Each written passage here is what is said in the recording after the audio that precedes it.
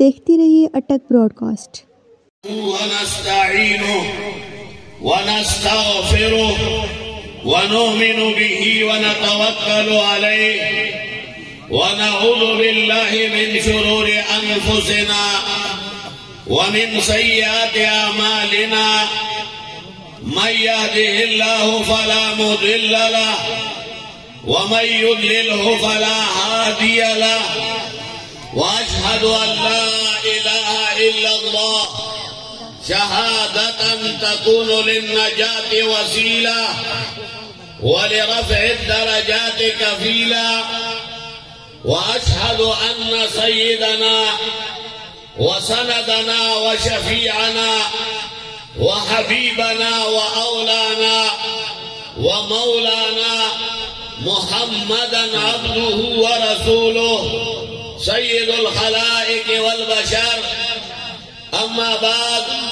فأعوذ بالله من الشيطان الرجيم بسم الله الرحمن الرحيم قال الله تبارك وتعالى في كلامه المجيد والفرقان الحميد وما أرسلناك إلا رحمة للعالمين وقال جل وعلا في موضع آخر إنا نحن نزلنا الذكر وإنا له لحافظون وقال جل وعلا ربنا وابعث فيهم رسولا من أنفسهم يتلو عليهم آياتك ويعلمهم الكتاب والحكمة ويزكيهم إنك أنت العزيز الحكيم صدق الله العظيم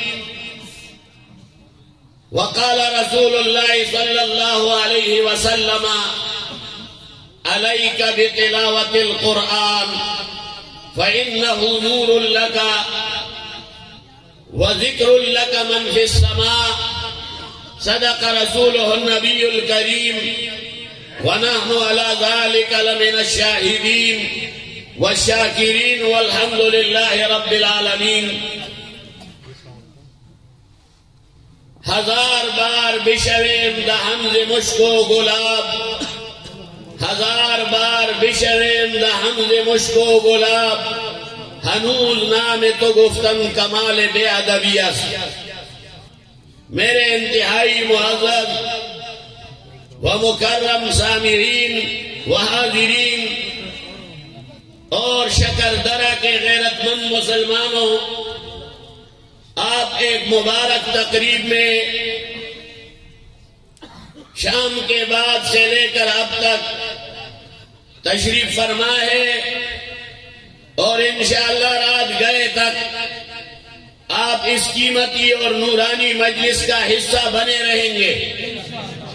یقیناً یہ اللہ جل جلالہ کی طرف سے آپ پر ایک عظیم احسان ہے کہ مادیت اور نفسا نفسی کے اس عالم میں اللہ تعالیٰ نے آپ کو اپنے دین کے سیکھنے اور سکھانے کے جذبے سے یہاں پر جمع کیا ہے۔ ہمارے مہربان حضرت مولانا طاہر صاحب، اللہ تعالیٰ ان کو جزائے خیر دے، جنہوں نے اس مجلس کا انعقاد کیا، اور ان کے والد محترم قاری فرمان الہی صاحب اور ان کے برادر مکرم قاری زاہد صاحب، جنہوں نے اس مدرسے کی آبیاری کی، اور یہ مدرسہ جامعہ عثمانیہ تعلیم القرآن کے نام سے موسوم ہے، اور یہاں کے بچوں کی اس وقت دستار فضیلت کا یہ پروگرام ہے، اور اس پروگرام میں آپ نے معلم کائنات سرور دو جہاں حضرت محمد مصطفیٰ سب بڑے صلی اللہ علیہ وآلہ وصحبہ وسلم تسلیما کثیرا کثیرا، ان کا ذکر خیر وہ اس مجلس میں رکھ کر اس مجلس کو چار چاند لگا دیے۔ یقیناً حضور اقدس صلی اللہ علیہ وسلم جن کی عظیم شخصیت کے بدول اللہ نے ساری کائنات کو پیدا فرمایا اور کائنات میں سب سے افضل اور برتر مخلوقات میں حضور انور سید الکونین محمد الرسول اللہ صلی اللہ علیہ وسلم کا عظیم مقام اور مرتبہ ہے، اور ہمیں اللہ نے ان کے امتی بننے کی شرف سے مالا مال فرمایا ہے۔ یہ بھی رب ذوالجلال کی طرف سے ایک عظیم دین ہے جو اللہ نے ہمیں مفت میں دے رکھی ہے۔ ہم نے طلب نہیں کیا، جستجو نہیں کی، کوشش نہیں کی، جدوجہد نہیں کی، لیکن اللہ نے ہمیں ماں کی پیٹ سے امت محمدی صلی اللہ علیہ وسلم کا حصہ بنایا۔ یہ سعادت مندی ہے۔ حضور اقدس صلی اللہ علیہ وسلم اللہ تعالیٰ نے سیرت النبی صلی اللہ علیہ وسلم وہ عالم ارواح سے شروع کر رکھی ہے۔ باقی تمام انبیاء وہ اللہ کے مقرب اور عظیم رفعت والے ہیں۔ حضرت آدم علیہ السلام سے لے کر حضرت عیسیٰ علیہ السلام تک انبیاء کا ایک طویل سلسلہ ہے۔ 1,24,000 کم و بیش، لیکن ان کا ذکر خیر پیدائش سے شروع ہوتا ہے۔ آپ قرآن مجید کا مطالعہ کریں۔ آج افسوس ہے مسلمان کے پاس ڈائجسٹوں کا مطالعہ کرنے کا وقت ہے۔ فیس بک تو دیکھتے ہیں، واٹس ایپ اور میسنجر اور پتہ نہیں کیا کیا بلائیں آ گئی ہے، 3 گھنٹے اس کے لیے بیٹھتے ہیں، لیکن وقت نہیں ہے تو دین کے لیے نہیں ہے۔ دنیا کے کاموں کے لیے سب ساری رات لوگ جاگتے ہیں دنیا داری کے پیچھے، اور یہ مال و زر بنانے کے چکر میں ساری عمریں صرف ہو جاتی ہے۔ لیکن جب کسی دینی مجلس میں آتے ہیں تو پھر سر پہ درد کا بہانہ آ جاتا ہے۔ پھر بہرحال اس دور میں اللہ نے آپ کو گھر سے اٹھا کر اس مجلس کا حصہ بنایا ہے۔ اس پر جتنا آپ شکر کرے کم ہے۔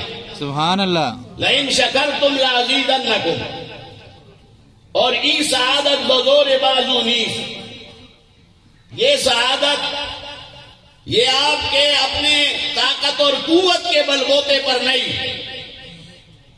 اور دانا بخشت خدائے بخشت ناس، یہ اللہ کے فضل و کرم سے ملتا ہے۔ ذالک فضل اللہ یؤتیہ من یشاء۔ اللہ تعالی ہمیں اسی طرح نوازتے رکھے۔ اور یہاں ایک جذبے سے آپ آئے ہیں، وہ جذبہ یہ نہیں ہے کہ بس آپ زندہ آباد اور مرد آباد اور یا واہ واہ واہ، بلکہ وہ جذبہ اور ایک مقصد ہے۔ مقصد یہ ہے کہ حضور اقدس صلی اللہ علیہ وسلم کی شخصیت کو جانا جائے، ان کی عظمت کو وہ جانا جائے، حضور اقدس صلی اللہ علیہ وسلم کی محبت اپنے دلوں میں پیدا کی جائے، حضور اقدس صلی اللہ علیہ وسلم کی عظمت اس کو مد نظر رکھے، اور اطاعت رسول صلی اللہ علیہ وسلم جو مومن کا سب سے بڑا اثاثہ ہے اس پہ کاربند ہو جائے۔ اس جذبے کے ساتھ آپ یہاں پہ بیٹھے کہ ہم جو سنیں گے اس کو یاد کریں گے، اور جو یاد کریں گے وہ دہرائیں گے، اور جو دہرائیں گے وہ اپنے عمل میں لائیں گے، اور یہ انشاءاللہ آخرت کی نجات کا وسیلہ ہوگا۔ اگرچہ اللہ کے فضل و کرم سے نجات ملتی ہے، لیکن مومن کو حرکت کرنی ہوتی ہے۔ ذرا نم ہو تو یہ مٹی بڑی زرخیز ہے ساتھی. حدیث شریف میں آتا ہے کہ ایک مومن اگر میری طرف ایک بارش آئے تو میں ایک ہاتھ اور ایک گز سے زیادہ بڑھ کے آتا ہوں. وہ ایک گز آتا ہے تو میں اس کے ڈبل اور 6 گنا اور 10 گنا آتا ہوں. وہ اگر اکیلے پیدل آتا ہے میری طرف تو میں لپک کے آتا ہوں, بھاگ کے آتا ہوں اس کی طرف. تو اللہ کے عطا اور بخشش وہ زوروں پر ہے, لیکن ہمیں ہمت کرنی چاہیے. ہمت مردہ مدد خدا. تو بہرحال شکردرہ کے غیرت مند مسلمانوں, حضور اقدس صلی اللہ علیہ وسلم وہ شخصیت ہے جن کا کردار اور اخلاق وہ مد مقابل اور دشمن نے بھی تسلیم کیا ہے. حضور اقدس صلی اللہ علیہ وسلم کا عقیدہ اپنے اندر لانا چاہیے. حضور اقدس صلی اللہ علیہ وسلم کے اعمال, ان کا اسوہ حسنہ, وہ اپنے زندگی میں اس کا نقشہ پیدا کرنا چاہیے. آج مومن اس سے عاری ہے. مغربی تہذیب اور تمدن کے پیچھے ہم بھاگ رہے ہیں دیوانوں کی طرح. آئے روز آپ دیکھتے آج ہماری معاشرت سنتوں سے خالی ہو رہی ہے. یہاں سے آج ہمارے ہاں سے شرم و حیا اور غیرت و رخصت ہو رہی ہے. یہ بے دینی کا جو سیلاب ہے اس کے سامنے بند باندھنا ہوگا ہمیں. اور بند باندھا جاتا ہے مدارس کے ذریعے, خانقاہوں کے ذریعے, دعوت اور تبلیغ کے ذریعے. قال اللہ اور قال رسول اللہ سب پڑھو صلی اللہ علیہ وسلم کے ذریعے سے. یہ مدارس, یہ دین کے مراکز اور اڈے ہیں. یہاں سے اس کی آواز اور صدا رکھتی ہے, اور کافر چاہتا ہے کہ یہ صدائے جہاں سے لگ رہی ہے وہ بند ہو جائے, کسی طرح ان مدارس کو بدنام کیا جائے. اور لوگ بھی کافر قوتوں کے منصوبوں اس سے غافل بیٹھے ہوئے ہیں. وہ سمجھتا ہے کہ میں کسی مولوی کے پیچھے لگا ہوا ہوں, اس کی مخالفت کر رہا ہوں, لیکن وہ پوری مشن اور تحریک اور اسلام کے پیچھے درپے ہوتا ہے. کفری قوت غیر مرئی ذریعے سے ہمیں اکساتا ہے. بظاہر ہم ایک مولوی کی مخالفت کرتے, ایک مسجد والے کی مخالفت کرتے, ایک دعوت و تبلیغ میں شریک آدمی کی مخالفت کرتے, لیکن در باطن پیچھے سے ہمیں استعمال کر رہے ہوتے, ہمیں پتہ بھی نہیں ہوتا ہے, اور ہمارا بیڑا غرق ہوا ہوتا ہے ایمان کا. اس لیے احادیث میں آتا ہے کہ ایسا ایک بدترین وقت آنے والا ہے کہ یصبح الرجل مومنا ویمسی کافرا, کہ صبح تو انسان مومن ہوگا, مسلمان ہوگا, دیندار ہوگا, لیکن جب شام پہنچے گی اس وقت تک وہ بھی گئی ہو گیا ہوگا, کافر ہو گیا ہوگا, اس کے منہ سے اول فول نکلا ہوگا. اور اسی طرح یمسی الرجل مومنا ویصبح کافرا, شام کو وہ مسلمان ہوگا, پکا عقیدہ ہوگا, لیکن صبح وہ اپنے دین کو گروا بیٹھا ہوگا, خالی ہاتھ ہوگا. دین گیا تو سب کچھ نہیں ہے, دین ہے تو سب کچھ ہے. تو اس لیے ہمیں ان چیزوں کا احساس ہونا چاہیے, ادراک ہونا چاہیے کہ دین بہت قیمتی چیز ہے. یہ دین ہمارے اندر بڑے جدوجہد اور مسائل کے ذریعے ہمیں ملا ہے. ہمیں اس کی قدر اس لیے نہیں ہے کہ ہمیں ماں کے پیٹ سے ملا ہے. ہم پیدا ہوئے تو کلمہ گو پیدا ہوئے. یہ تو ان لوگوں سے پوچھو جو کفری دنیا میں رہتے ہیں, ان کو کتنی مصیبتیں جھیلنی پڑتی ہیں قرآن مجید کے سیکھنے کے لیے. وہ احادیث کے سننے کے لیے ان کے کانے وہ ترس جاتی ہے. تو یہ نوآزاد وسطی ایشیائی ریاستوں کے جو مسلمان ہیں، یہ جب روس ٹوٹ گیا تو حقانیہ آئے تھے، تو افغانستان کے راستے سے آئے، اور افغانستان کے راستے سے جب جو آئے تو درمیان میں ایک دریا ہے جس کو دریائے آمو کہتے ہیں، تو دریائے آمو کو وہ پار کر کے آئے، وہ اس میں کود کر آئے، انہوں نے اپنے حالات سنائے ہمیں دارالعلوم حقانیہ میں، جو ہمارا بڑا ادارہ ہے دارالعلوم حقانیہ، اس وقت پاکستان میں سب سے بڑا ادارہ ہے، کیونکہ دور حدیث میں 1,500 طلباء پڑھتے ہیں، کتنے؟ جو ہر سال فارغ ہوتے 1,500 فضلاء۔ میں مکہ مکرمہ جاتا تھا، مدرسہ سولتیہ بڑا مدرسہ تھا قدیم، وہاں پہ میری رہائش ہوتی تھی، اب تو وہ مدرسہ انہوں نے گرا دیا، تو وہاں پہ مجھے دارالعلوم دیوبند کے بڑے بڑے علماء فضلاء ملتے تھے، شیخ الحدیث ان کے، تو اس زمانے میں دارالعلوم حقانیہ میں 700-800 فضلاء وہ سالانہ فارغ ہوتے تھے، تو وہ اس وقت سن کر حیران ہوتے تھے کہ اچھا پاکستان میں اتنا بڑا ادارہ کے ساتھ 800 فضلاء، ہمارے ہاں تو 250-300 طلباء ہیں۔ تو اللہ تعالیٰ نے فضل و کرم فرمایا پاکستان پر، پھر پاکستان میں ایسے بڑے بڑے ادارے جیسے دارالعلوم کراچی، جیسے جامعہ اسلامیہ عربیہ نیو ٹاؤن، جیسے جامعہ فاروقیہ اور جامعہ اشرفیہ، یہ بڑے بڑے ادارے اللہ کی نعمتیں ہیں، یہ ہمارے ایمان کی حفاظت کے اڈے ہیں۔ تو ان مدارس کے ذریعے سے اللہ تعالیٰ نے ہمیں دین کو پہنچایا ہمارے، یہ آپ کے دعوت و تبلیغ یہ بھی انہی مدارس کے مرہون محنت ہے۔ حضرت مولانا الیاس رحمت اللہ علیہ انہوں نے یہ یاداشتیں بار بار دی ہے کہ جب تک دعوت و تبلیغ سے ساتھ علماء منسلک ہوں گے تو یہ کامیابی کی ضمانت ہے۔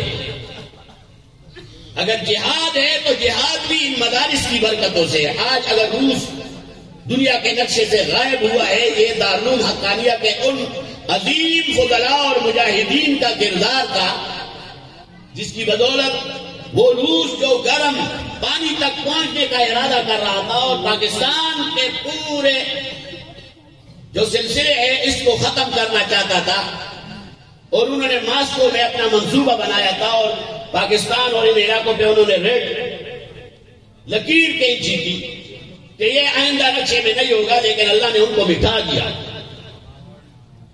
یہ مجاہدین کہاں پڑے تھے؟ ان مدارس میں۔ یہ بوریا نشین، یہ غیرتی، یہ تیرے پراسرار بندے جنہیں تو بخشائے دو کے خدائی۔ تو بہرحال یہ دین کے مضبوط مراکز ہیں۔ حضرت مولانا طاہر صاحب اور ان کے والد صاحب اور ان کا سارا خاندان، ان کے چچا بھی بیٹے مجھے کہا کہ میں مفتی سیف اللہ صاحب سے پڑھا ہوں۔ میں نے کہا اچھا ہے، حقانیہ کے پروردہ ہے آپ، تو حقانیہ کا فیض آج آپ افریقہ میں دعوت و تبلیغ کے مختلف کارگزاریاں میں سنتا ہوں، کہتے ہیں موزمبیق میں تھے، ہم نے ایک جگہ دیکھا کہ بہت سنسان سا علاقہ ہے اور لوگوں کی دین سے بڑی دوری ہے، تو وہ تبلیغی حضرات کہتے ہیں کہ ہمارے دل میں یہ جذبہ پیدا ہوا کہ یہاں کوئی عالم ہوتا اور یہاں پہ درس و تدریس ہوتی قرآن کا، تو ہم ایک مسجد میں داخل ہوئے، بظاہر وہ سنسان تھا، لیکن اندر جب ہم حال میں گھسے تو وہاں پہ وہ موزمبیق کے جو حبشی لوگ ہیں جو چہروں سے ان کا رنگ جو ہے وہ کالا تھا، حبش ہم اس کو کہتے ہیں، وہ بیٹھے تھے اور قرآن مجید اور سپاہی آگے، ایک استاد ان کو پڑھا رہا تھا، ہم گئے ان کے ساتھ مصافحہ معانقہ، ان سے بات چیت ہوئی، پتہ چلا کہ وہ حقانیہ کا فاضل ہے۔ سبحان اللہ۔ سمندر پار امریکہ میں جائے آپ، بڑے بڑے علماء اور اسکالر آپ کو حقانیہ کے ملیں گے۔ یہ کیا ہے؟ یہ ان مدارس کا کردار ہے۔ آج اگر آپ تبلیغ میں جائیں اور وہاں پہ سالانہ جو حضرات جا رہے ہیں سال میں 700-800 فضلاء حقانیہ کے ہوتے ہیں۔ میرے پاس دعوت و تبلیغ سے منسلک ساتھیوں کو کئی بار کہا کہ آپ وہ رجسٹر لائے، اور یہ 10-15 سال، لیکن ان کا تو یہ میدان نہیں ہے، تو وہ کہتے کہ وہ پیچھے گودام میں پڑے ہوئے ہیں ہم. تو ویسے میں کہتا ہوں حقانیہ کو آپ صرف جہاد کے میدان سے جانتے ہیں، جہاد دے کے، دعوت و تبلیغ دے کے، درس و تدریس دے کے، سیاست کے میدان میں دے کے. آج سیاست کے میدان میں حقانیہ کے بدل آئے.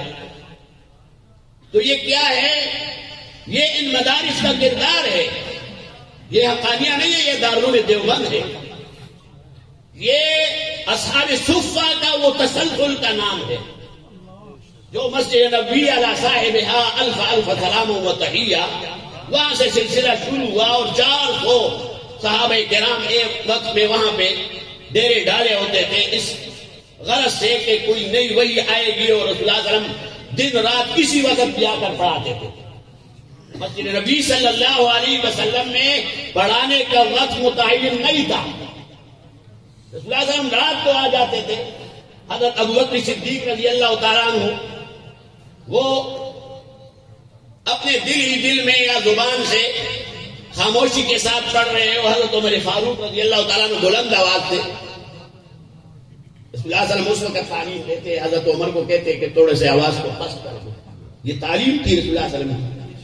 رات کے گئے، اور رات کے دوسرے پہر اور تیسرے پہر صحابہ منتظر ہوتے تھے کہ حضور علیہ الصلوۃ والسلام آئیں گے اور ہمیں کوئی نئی تعلیم، نئی وحی وہ سنائیں گے. تو یہ مدارس، یہ ان کی برکت ہے. آج یہ شکردرہ کے لوگ جو صحابہ کرام رضوان اللہ علیہم اجمعین اجمعین کا نام سن کر وہ جذبے میں آتے، یہ کیا ہے؟ یہ علماء دیوبند کا کردار ہے. ورنہ بہت سے لوگ وہ عقائد کے اعتبار سے وہ عمیق گڑھوں میں پڑے ہوئے ہیں. تو یہ اپنے عقائد کی اصلاح کے جذبے سے ان مجالس میں جائے. عقیدہ حضور اقدس صلی اللہ علیہ وسلم کا، حضور صلی اللہ علیہ وسلم کی سیرت اگر ہم شروع کریں عالم ارواح سے تو لمبا وقت اس کے لیے ضرورت ہے. اور یہ کہہ رہے ہیں کہ سب آ گئے اور ہمیں 2.5 گھنٹے بٹھائے رکھا. 6:30 بجے میں آیا ہوں. ہمارے پاکستان میں سب سے سستی چیز کیا ہے؟ وقت. ہمارے حضرت مولانا اسد مدنی رحمت اللہ علیہ، جو حضرت مولانا حسین احمد مدنی کے فرزند تھے، نام سنا ہے؟ نام سنا ہے تو ٹھیک ہے، ورنہ نہیں سنا ہے تو علماء نے سنا ہے. ہمارے دادا شیخ الحدیث مولانا عبدالحق رحمت اللہ علیہ کے استادزادے تھے، اور استادزادے بھی ایسے کہ ان کے شاگرد بھی تھے. یعنی مولانا اسد مدنی کو مولانا عبدالحق صاحب نے دارالعلوم دیوبند میں پڑھایا، لیکن دارالعلوم حقانیہ آتے تھے تو حضرت مولانا عبدالحق رحمت اللہ علیہ وہ طیات کی شکل میں ان کے سامنے بیٹھتے تھے. میں نے دیکھا ہے. یہ اس علم کا کمال ہے، اس ادب کا کمال ہے جو آج مولانا عبدالحق 4 دانگ عالم ہر طرف مولانا عبدالحق مولانا چرچا ہے. تو وہ مولانا اسد مدنی یہاں پہ دیوبند کانفرنس کے لیے آئے تھے. جمعیت علماء اسلام نے دیوبند کانفرنس رکھی تھی آج سے 24-25 سال پہلے، 2001 میں غالباً یا 2 میں. تو وہاں پہ ان کو کہا کہ آپ 12 بجے آپ کا خطاب ہے. حضرت کو 2 بجے مائک پہ اور ڈائس پہ بٹھایا گیا. تو حضرت گئے تو کہا نحمدہ ونصلی علی رسول الکریم اما بعد. چونکہ مجھے کہا گیا تھا کہ 12 بجے آپ کا ٹائم ہے اور 1 بجے تک، اور اس وقت 2 بجے، اس لیے وآخر دعوانا الحمدللہ. میرے لیے تو مناسب نہیں ہے، لیکن انہوں نے ہمیں ایک سبق دیا کہ خدا کے بندو، وقت الوقت سیف ہے، اما تقطعہ او یقطعک. وقت تلوار ہے، تلوار. یا تو تم آگے بڑھ کے اس کو قابو میں لاؤ، اور یا تمہیں کاٹ دے گی، تم کسی چیز کے نہیں رہو گے. تو ہمارے پاکستانی ٹائم کے مطابق لوگ کہتے ہیں کہ شام، اور شام سے پھر عشاء کے بعد، عشاء کے بھی 2 گھنٹے بعد. تو محسوس نہ فرمائے، لیکن یہ من حیث القوم ہماری ایک غلطی ہے. من حیث القوم، کیونکہ ہر چیز کا ایک وقت ہوتا ہے. ان الصلاۃ کانت علی المؤمنین کتابا موقوتا. وقت چلا گیا تو بس قصہ ختم. تو اس لیے میں عرض کر رہا ہوں کہ بات بڑی لمبی ہو جائے گی کہ میں اگر عالم ارواح سے شروع کروں وَإِذَا اللَّهُ مِيثَاقَ النَّبِيِّينَ لَمَا آتَيْتُكُم مِّن كِتَابٍ وَحِكْمَةٍ ثُمَّ جَاءَكُمْ رَسُولٌ مُّصَدِّقٌ لِّمَا مَعَكُمْ لَتُؤْمِنُنَّ بِهِ وَلَتَنصُرُنَّهُ قَالَ أَأَقْرَرْتُمْ وَأَخَذْتُمْ عَلَىٰ ذَٰلِكُمْ إِصْرِي قَالُوا أَقْرَرْنَا.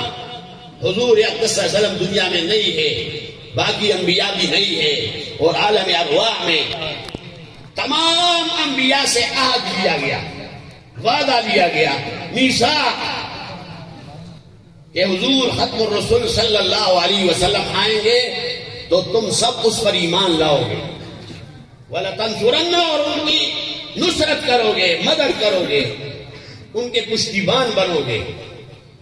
سب انبیاء نے کہا بالکل اسی طرح ہی کریں گے. اور اس کا عملی نمونہ اللہ تعالیٰ نے معراج کے موقع پہ جب رسول اللہ صلی اللہ علیہ وسلم آسمانوں کی سیر پہ جا رہے تھے اور اسراء کے موقع پر بیت المقدس پہنچے تو وہاں پہ امامت انبیاء کی تمام اولین اور آخرین انبیاء موجود ہیں حضرت آدم علیہ السلام سے لے کر، لیکن ان میں حضور اقدس صلی اللہ علیہ وسلم کو امامت کے لیے بڑھایا گیا. یہ ختم نبوت کی ہے کہ حضور اقدس صلی اللہ علیہ وسلم وہ اول بھی ہے اور آخر بھی ہے. حضور اقدس صلی اللہ علیہ وسلم اول بھی ہے. لوگ کہتے ہیں اول ہوا تو آخر پھر کیسے، اور آخر ہوا تو اول کیسے؟ یہ تو سمجھ میں نہیں آتی ہے. ایک بندہ اول ہے تو پھر آخر کس طرح ہے، آخر ہے تو اول کس طرح ہے، عقل میں بظاہر نہیں آتی. تو علماء نے مثال دی ہے، اور معقول بمنزل محسوس جس کو کہتے ہیں. تو انہوں نے کہا کہ آپ کہ یہ بچے ہیں، جیومیٹری باکس میں ایک پرکار ہوتا ہے، آپ جانتے ہیں پرکار ہی کہتے ہیں نا، جس سے دائرہ بناتے ہیں. ایک سرے پہ پینسل اور دوسرے سرے پہ وہ نوکدار کیل. تو وہ نوکدار کیل آپ ایک جگہ پہ رکھتے ہیں اور پینسل کو گھما کر اس سے دائرہ بناتے ہیں. دیکھا ہے کہیں؟ بچوں نے دیکھا ہے، لیکن آپ تو بڑے، آپ نے بھی دیکھا ہوگا، بچپن تو آپ نے بھی گزارا ہے. تو وہ نوکدار کیل نما اس کو آپ پہلے رکھتے ہیں اور پینسل کو گھما کر جب آپ دائرہ بناتے ہیں اور دائرہ گھما کے پھر آپ اسی نقطے پہ واپس آتے ہیں جہاں سے ابتدا ہوئی ہے، تو اس کے بعد آپ اس پرکار کو اٹھاتے ہیں اپنی جگہ سے. تو وہ کیل کی جگہ پہ جو ابتدا ہوئی ہے اس کو اٹھا کر آپ کو نظر تب آتا ہے، رکھتے وقت پتہ نہیں چلتا ہے. اسی طرح حضور اقدس صلی اللہ علیہ وسلم اول ہے لیکن ظہور میں آخر ہے. سمجھ گئے نا؟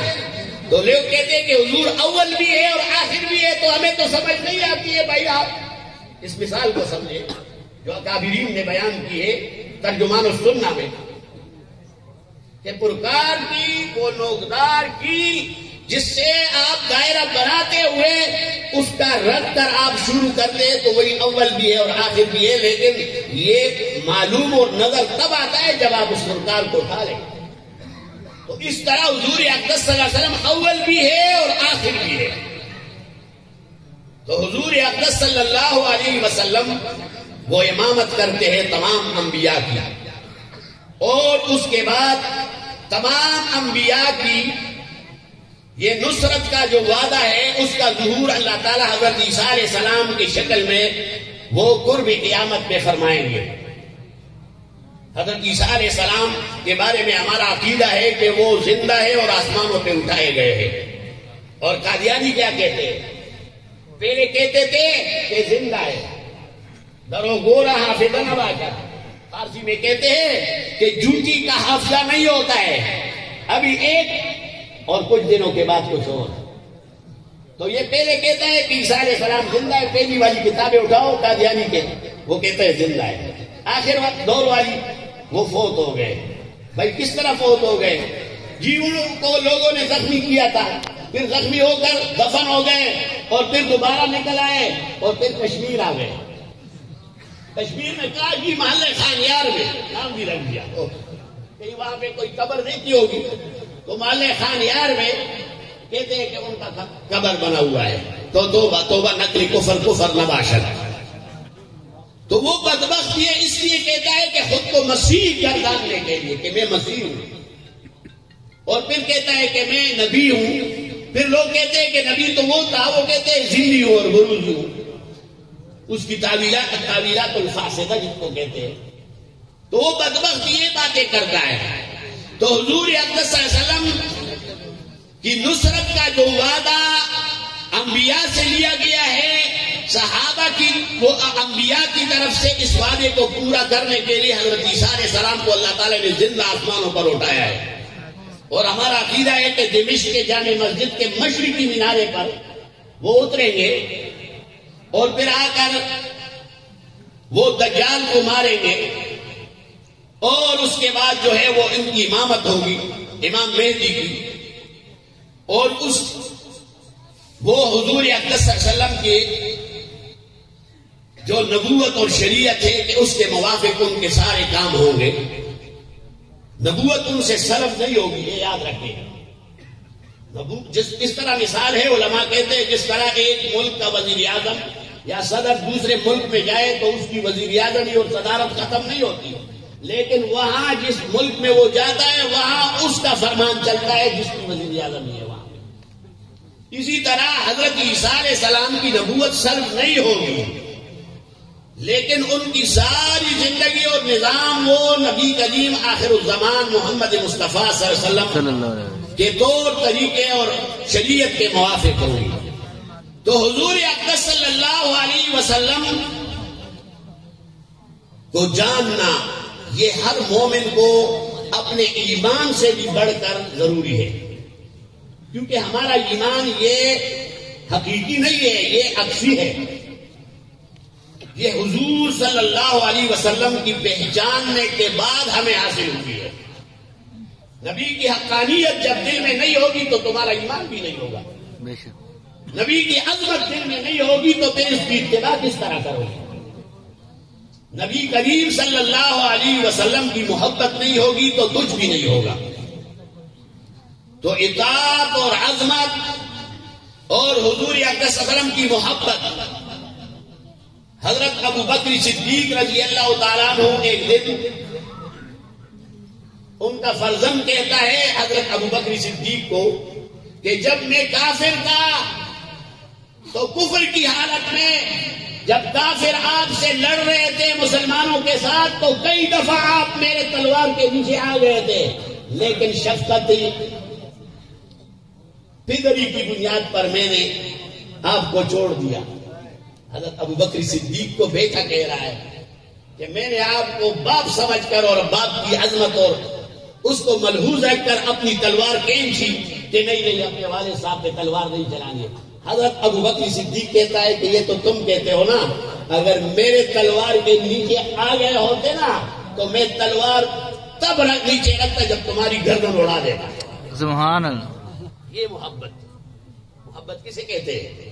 اسے کہتے ہیں محبت کسے کہتے ہیں کہ جب ایک صحابی وہ دوسرے بھائی کو کہتا ہے کہ تم نے فلاں یہودی کو مار کر بڑا ظلم کیا ہے، کیونکہ وہ فلاں یہودی تو ہمارا محسن ہے، اس کی چربی تو ابھی بھی تمہارے پیٹ میں پڑی ہوئی ہے، یعنی وہ کچھ ہمیں دیتا ہے تو ہم تب جا کے بازار میں کچھ خرید کر کھاتے ہیں، تو اس کی چربی تو تمہارے پیٹ میں پڑی ہوئی ہے۔ ہوا ایسا اور محیصہ، یہ حضرت مسعود کے بیٹے تو محیصہ اسلام لایا تھا اور وہ ایسا ابھی تک اسلام نہیں لایا، تو محیصہ نے اس یہودی کو مار ڈالا، تو اس کا بھائی اس کو کہتے ہیں کہ خدا کے بندے تم نے اپنے محسن کو مارا ہے یہودی کو، اور تمہارے پیٹ میں تو اس کی چربی ابھی بھی پڑی ہوئی ہے۔ اس نے کہا کہ مجھے حضور اقدس صلی اللہ علیہ وسلم نے بتایا تھا کہ اس یہودی کو مارو، اور تم تو یہ کہتے ہو کہ اس کی چربی میرے پیٹ میں، اگر حضور کہتے کہ تمہاری گردن اڑاؤ تو تمہاری گردن بھی اڑانے کے لیے تیار ہو۔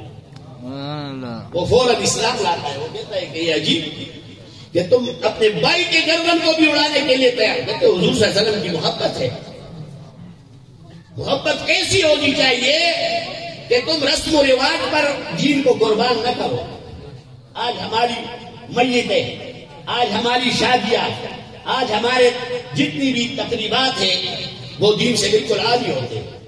اگر ہم اپنے تقریبات میں دین کی دعوت دیتے تو لوگ کہتے کیا کوئی میت تو نہیں ہوئی، اور میت آ جائے تو پھر میت میں بھی ہم کہتے ہیں کہ نہیں فلاں فلاں.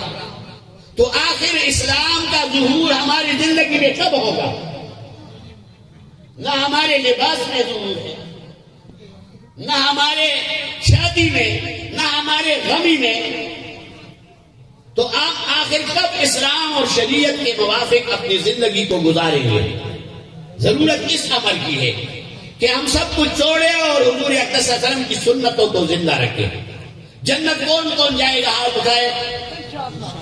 سب جانے کے لیے تیار ہے، لیکن دین پر عمل کون کرے گا؟ مولوی کام جانے، مولوی جانے اس کا کام.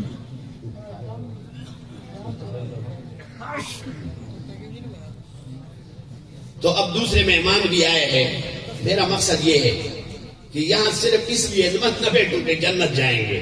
جنت کے ٹھیکیدار تو تم سب بنے ہوئے ہو، لیکن جنت کی ٹھیکیداری تب بنے گی جب آپ 5 وقت کی نماز پڑھیں گے. کون پڑھتا ہے؟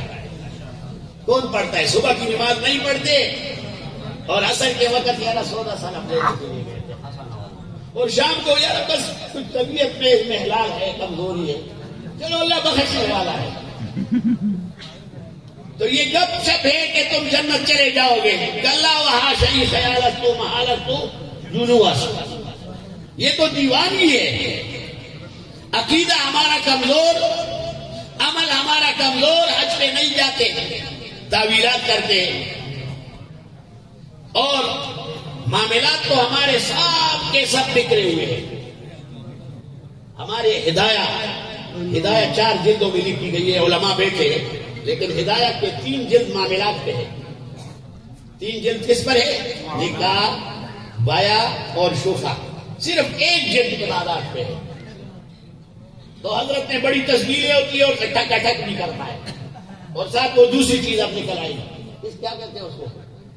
کاؤنٹر. اب تو یہ، اور اس میں بھی قسم فیشنیبل قسم کے، وہ ہر ایک اپنے اپنے واسکٹ اور اپنے اپنے اس کے موافق لگاتے ہیں.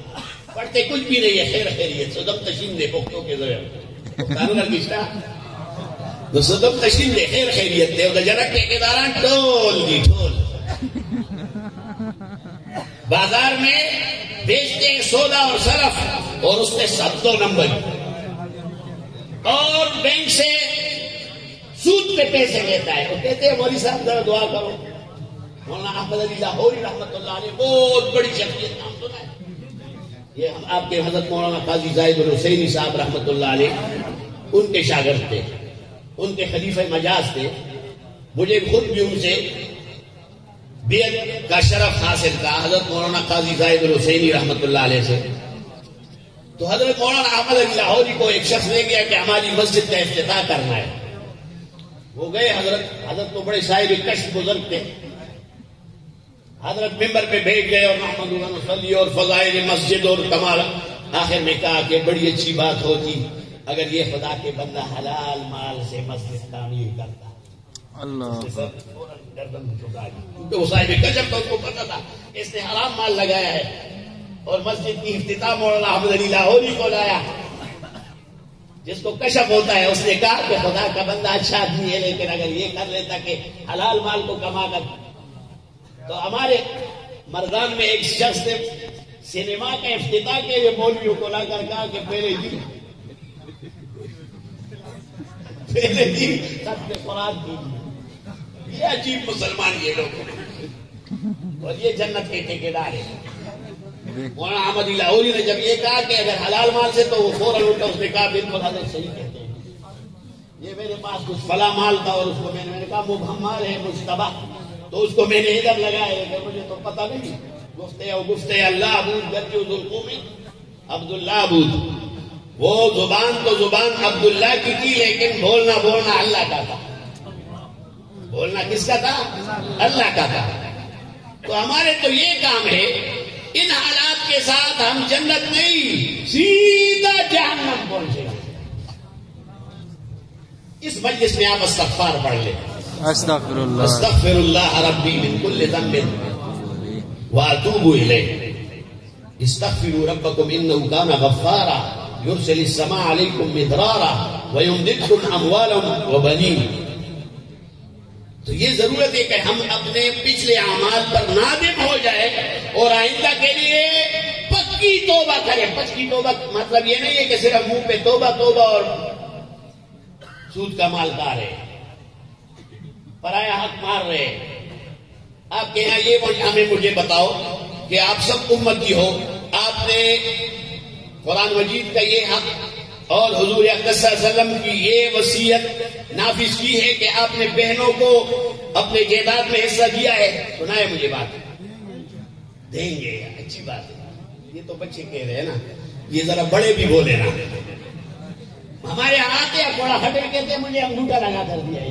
میں نے کہا تم نے اس کو کہا کہ کفن میں تمہاری منہ میں نے نہیں دیکھا، یا تو کرو جہاں پہ دستخط اور انگلی لگاؤ، نہیں لگاتی ہو تو پھر میں تمہارا منہ بھی نہیں دیکھوں. تو مجھے کہتے اس نے مجھے، میں نے کہا تم آج جدا کر کے اس کو دے دو، پھر تمہارے گھر میں واپس نہ کر دیں. پھر واپس دینے والی نہیں ہے، تم دیتے نہیں ہو اس لیے. یوصیکم اللہ فی اولادکم للذکر مثل حظ الانثیین. یہ جو آج تقریب ہے یہ قرآن مجید کے حوالے سے ہے. تو میں انہی کلمات پر اکتفا کرتا ہوں اور مختلف باتیں میں نے آپ کو بتائی. ان سب پر اللہ تعالی ہمیں عمل کرنے کی توفیق سے نواز دے. آمین. اور جن حضرات نے اس پروگرام کا اہتمام کیا اللہ تعالیٰ ان کی عمروں میں برکتیں عطا فرمائے. یہ فتنوں کا دور ہے، اللہ تعالیٰ ہماری ایمان کی حفاظت فرما. ایمان کی حفاظت تب ہوگی جب آپ اللہ والوں کے ساتھ بیٹھیں گے. اللہ والوں کے ساتھ بیٹھو گے تو انشاءاللہ اللہ تعالیٰ آپ کی حفاظت فرمائیں گے اور بالخصوص قرآن مجید کی تلاوت شروع کریں. یہ موبائل آ گیا، یہ تو ایک بہت بڑا عذاب ہے.